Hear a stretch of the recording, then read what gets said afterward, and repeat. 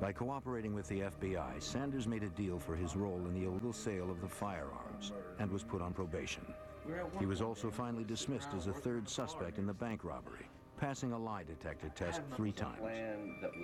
With the help of Sanders' statement, Farley issued a federal warrant for Shannon Agofsky. He was indicted for transporting and selling firearms across state lines. Since Joe had not been involved in the sale, he was not charged. Authorities tracked down Shannon in a small town in Arkansas several months later. When apprehended, police searched his vehicle and found several bags of nickels in his trunk. Shannon was turned over to authorities in Missouri and booked in the Springfield Federal Courthouse. Look at me. Okay. While being processed, Farley acquired the set of Shannon's fingerprints examiners had been waiting for.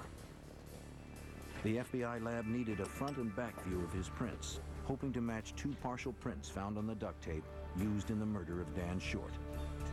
But his older brother Joe was still free, and Farley had little evidence to tie him to the crimes. Investigators knew the brothers remained in contact while Shannon was behind bars. Since all prison conversations were recorded, agents got a glimpse into the Agofsky's family relationship. Shannon made a number of calls to his mother and Joe. According to Assistant U.S. Attorney Mike Jones, one call was particularly incriminating. Shannon was asking Joe if we would be able to make a case against him, and Joe indicated that we would not be able to put him at the scene. Farley knew the brothers were worried, but the call was not enough to arrest Joe.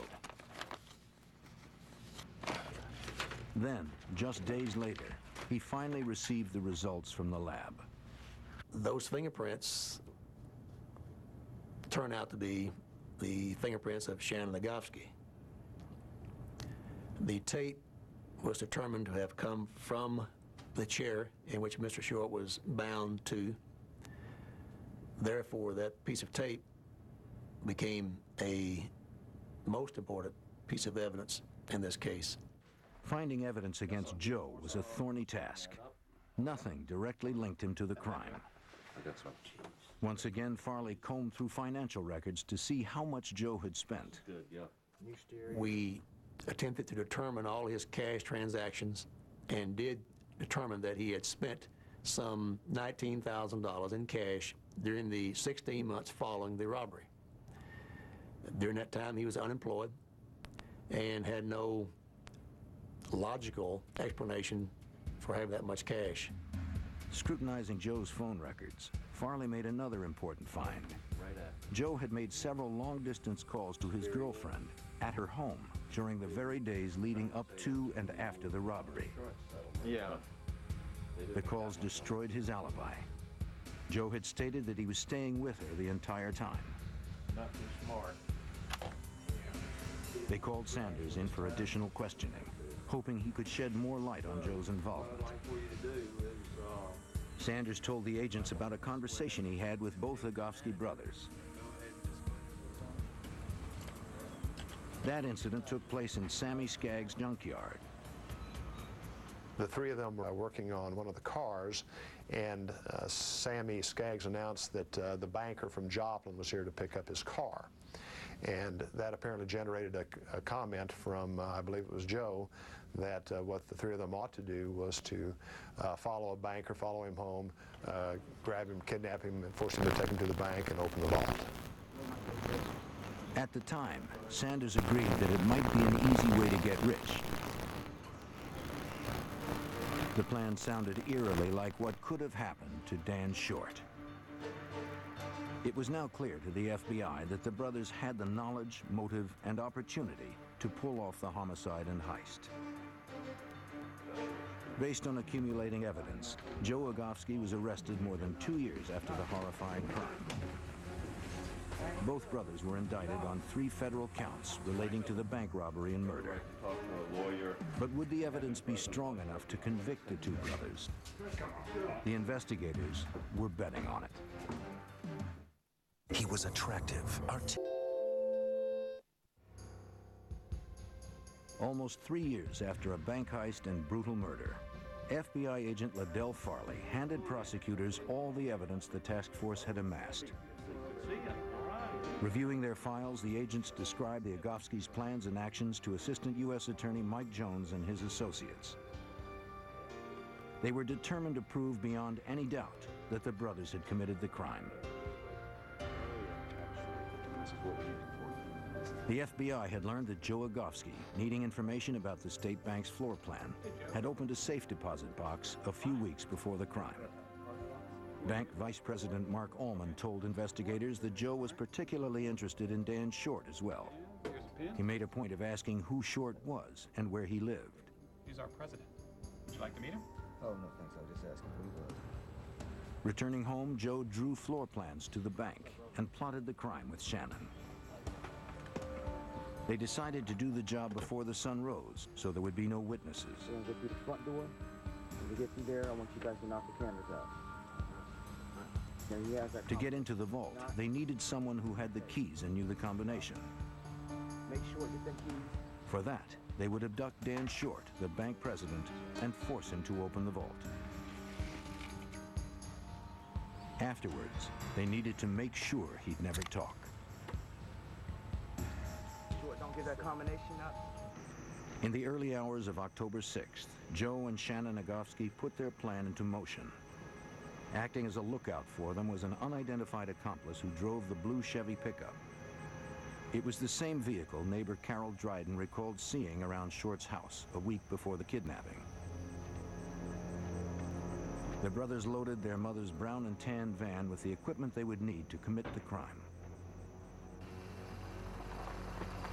At around 2 a.m., they arrived at Dan Short's house, a brief trip across the Arkansas border.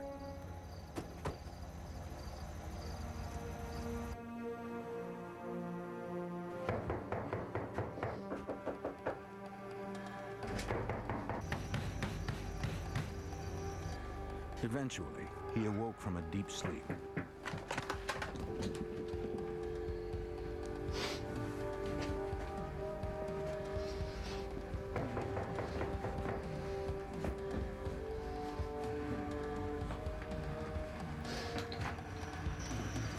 The intruders would be the last people he ever saw. Short tried to flee, but he had no chance against the brothers and their accomplice. They threatened to kill him unless he turned over his keys to the bank. Silencing him, the intruders dragged Short outside. The terror continued as Short was stuffed into the front seat of the van.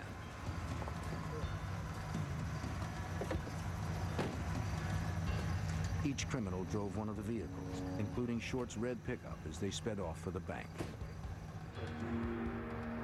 Agent Farley and the prosecutors continued piecing together the events of October 6th.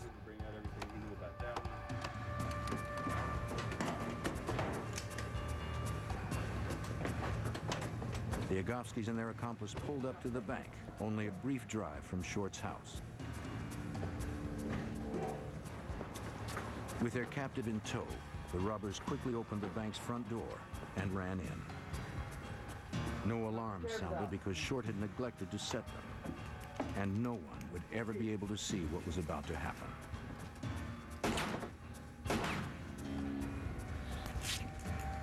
Let's go to that desk. After ripping the duct tape off his mouth, they pulled Short over to his desk and retrieved the keys to the safe. Then they forced him to provide the vault's combination.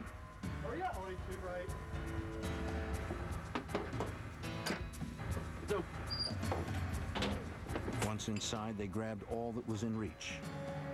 Get him out, get out. And dashed away. Go, blow your head off, move it. They dumped the loot in the truck.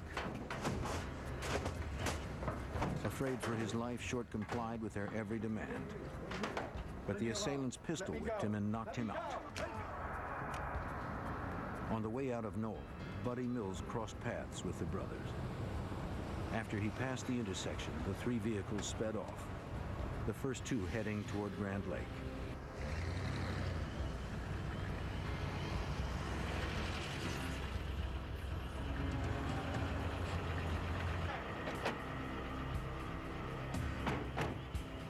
Reaching Grand Lake, some 22 miles from Knoll, the two remaining vehicles stopped along the high point of the Cowskin Bridge.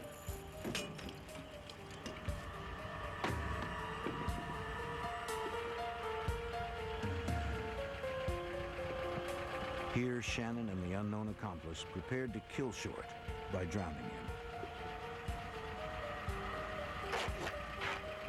In his haste, Shannon took off his gloves to secure a portion of the tape. Stop! Shut up! And unknowingly left greasy fingerprints behind. Oh, stop! What are you doing? Shut up! Stop! Don't do this! Then the two attached the stolen chain hoist. I'll do anything. Anything you want. When they finished, they lifted Short above the lake.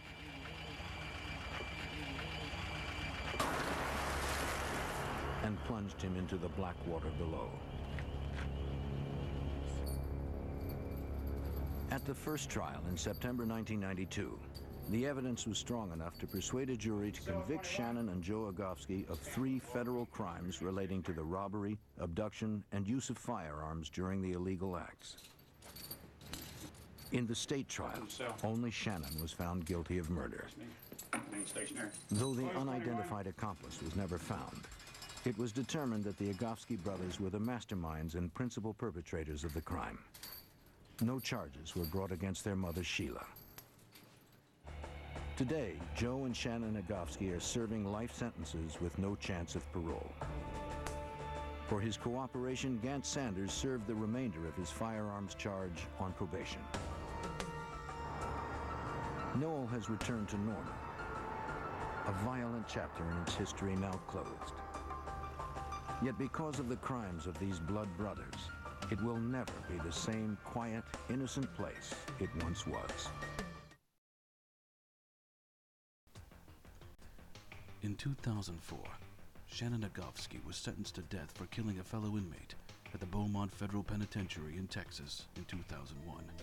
Agofsky said it was in self-defense, but a videotape of the death shown to a jury was ruled otherwise. A black belt in martial arts, Agofsky stomped the man to death in a prison workout cage. He also continues to maintain his innocence related to the death of Dan Short and regularly submits his case to the Innocence Project. Joseph Agofsky had been serving his life sentence at a prison in North Carolina when he died on March 5th, 2013, at the age of 46. A cause of death has never been released.